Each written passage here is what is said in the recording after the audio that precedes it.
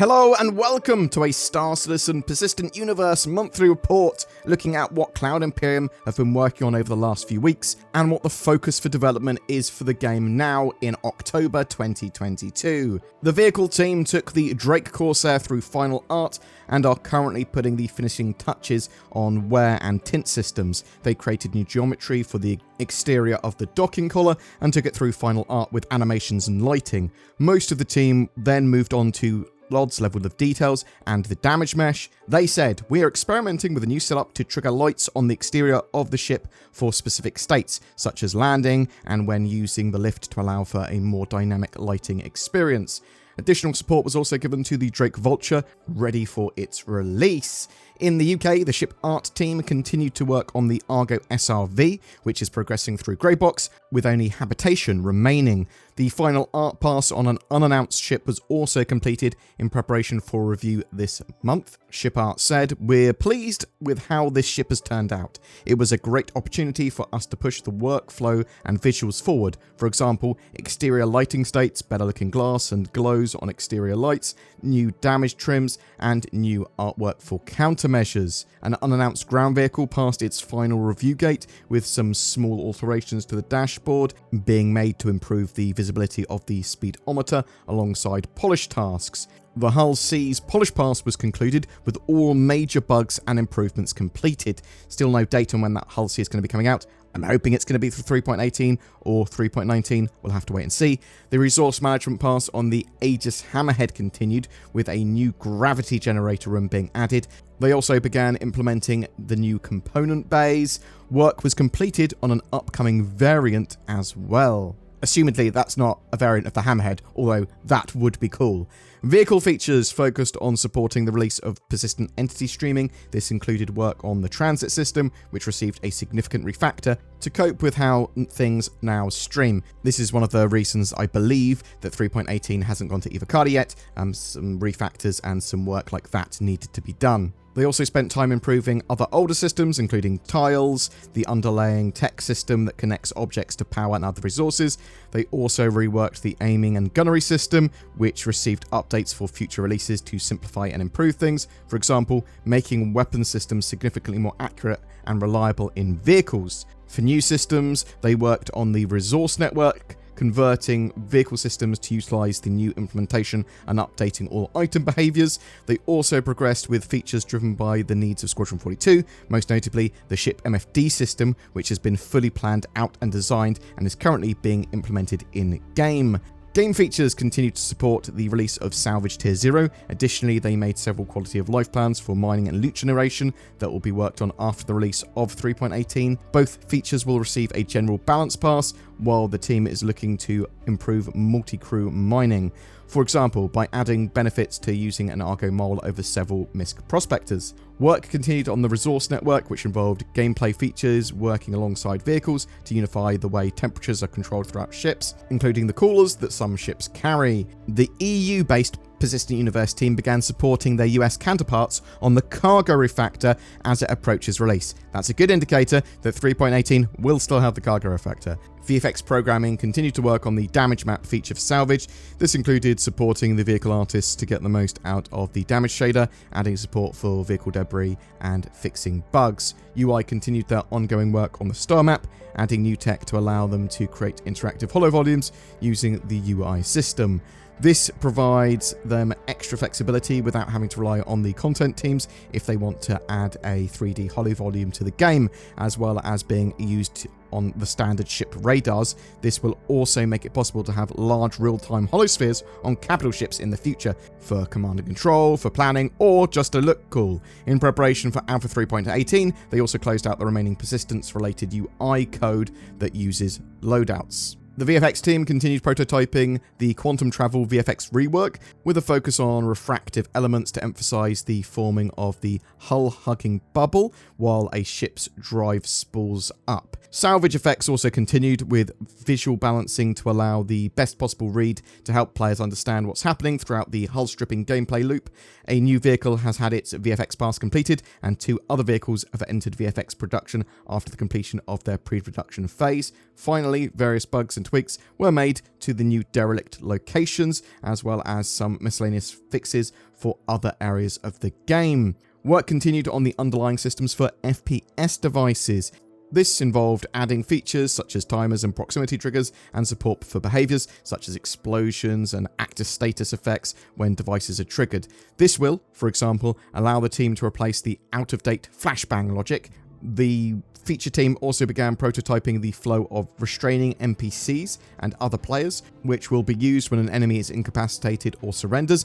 Maybe for things like bounty hunting. The player can apply wrist and ankle restraints to ensure the enemy is not able to recover and resume hostilities. The feature team said, of course, another player or NPC may come along and remove the restraint, but it is a small risk for those who want to avoid using a lethal action. The mission feature team have been working on go no-goes for Alpha 3.18's security post-career rework, infiltration missions on the Horizon platforms, and the prison updates. A simple change to prevent combat logging was also tested. Testing progressed well on the lessening of crime stat 1 and 2 severity. Improvements were made to help differentiate between a trespass zone and an area controlled by unlawful hostiles.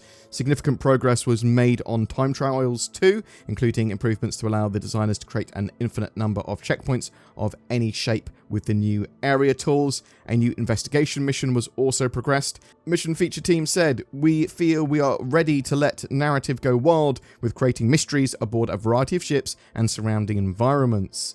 Work with UI on the redesign of the contract manager began in earnest, with specific features and problems being worked through each week. Plans for the team's work up to Q2 2023 were proposed, including many new and long-anticipated mission types. The EU-based locations team focused on Pyro last month, progressing with the art and design of Ruin Station. They also developed several other areas, including Security Post Crea, an upcoming space event, and other landing zones, adding new animations to bring them further to life. The Planet Tech team are in the process of delivering Rastar version 1, the internal tool used to build modules and populate planetary environments with outposts, derelicts, and cities. Planet Tech also improved the River Tech for Alpha 3.18 with several bug fixes and a new spline system to better match complex topology curvatures. Lighting continued to work on Pyro's Ruin Station. They also completed the necessary lighting passes on the updated Security Post Crea alongside the core development teams to push it to final. Lighting also fulfilled requests for footage that will be used in an upcoming event. The Interactables team spent time closing out some of their consumables work for Ruin Station and worked on various marketing assets that will be in players' hands very soon. Narrative put their final touches on work for the Intergalactic Aerospace Expo 2952. They then progressed with many initiatives that they started last month, including mission work for Alpha 3.18's patch and beyond. The narrative team also assisted with planning future improvements to the Contract Manager Mobiglass app to make it more robust and player-friendly. They also began discussing upcoming work to continue improving the new player experience and to help players better understand the nuances of playing Star Citizen when they first enter the verse. Tech Animation progressed with their face scanning initiative, which aims to add more heads to the game's gene pool. The initial scan session saw an extra 20 female heads scanned, which are currently being processed by the art teams. Tech Animation will then rig and implement the assets into the game engine. Tech Animation also assisted with the creation and implementation of new enemy types that are being worked on by other feature teams. There was a question as well. With the Tobii Eye Tracker 5, is there a way to have other players see your character's head and eyes move in game? Cloud Imperium responded, head tracking is not networked correctly yet, but the actor team has recently finished work in their dev stream. It will be a while until this hits the persistent universe, though. That's going to be absolutely amazing for Machinima when you can use things like the Tobii Eye Tracker to have other players see where your head is and maybe even your eyes being tracked from another player's point of view. That would be absolutely fantastic. The facial animation team have been dedicating a lot of their time to multiple persistent universe character sets, including lines for rescue transport gameplay. They're currently working on cleanup and facial animations for various Q4 events. The character art and tech art teams prepared various new armors, worked on the subscriber program, and progressed with Stanton's Earth Fashion outfits. On the concept art side, further development was done on Frontier outfits, undersuits and helmets, medical armor, and creatures. In regard to engine and graphics, there were some physics refactors, more progress was made on the Gen 12 transition, A load of tech and features were ported over to the Gen 12 system. Various editor tools now run with Gen 12 as well. The hologram shader was further developed. The port of volumetric cloud rendering was complete. On the core engine side, optimizations which will allow for faster engine startup have been made. The engine team spent a lot of time on supporting Alpha 3.18 and the live persistent universe. The graphics team completed work on edge highlight rendering code for supporting of FPS scanning of occluded objects, including the new render to texture layer used exclusively for augmented reality rendering, which will be used for all AR and in-world UI rendering going forward. The shader used for augmented reality rendering was also upgraded to support tessellation and smoothing. They also began looking into improving and unifying all resource streaming systems with the goal of simplifying the code while allowing more intelligent use of the available memory. They also made fixes to the Gen 12 rendering of planets ready for Alpha 3.18. Boom! That's it for today's Persistent Universe monthly report summary. We will be checking out the Squadron 42 report next video. CitizenCon is right around the corner. And are you looking forward to any of the panels or watching it on the 8th of October? Will you be watching live or will you just be watching summaries and that sort of stuff? That temporary Alpha 3.17.3 patch you may have heard of will be replaced with an Evocadi testing of 3.18 shortly, hopefully. Do you think that Cloud Imperium will still make the mid-month date for the live release of Alpha 3.18, or do you think some features may be delayed or split? Are you looking forward to the Intergalactic Aerospace Expo? What do you hope to see there? What do you think some of those unannounced ships and vehicles are? Will we see some of them at CitizenCon? Will we see some of them at the Intergalactic Aerospace Expo? Yes, I suppose, is the answer to those. But what do you expect to see, I suppose, is what I'm asking. Are you happy with the progress that they've been making from this monthly report, or do you think they should be making more progress or be focused on other features? Whatever your thoughts, I'd love to hear from you in the comments below. NordCon 2952, the road to Nord 4.0. What do you want out of nordvpn.com/BoredGamer? Nord base building? Nord hunting 2.0? A dynamic Nordonomy? I'm personally looking forward to the latest Nord cruiser.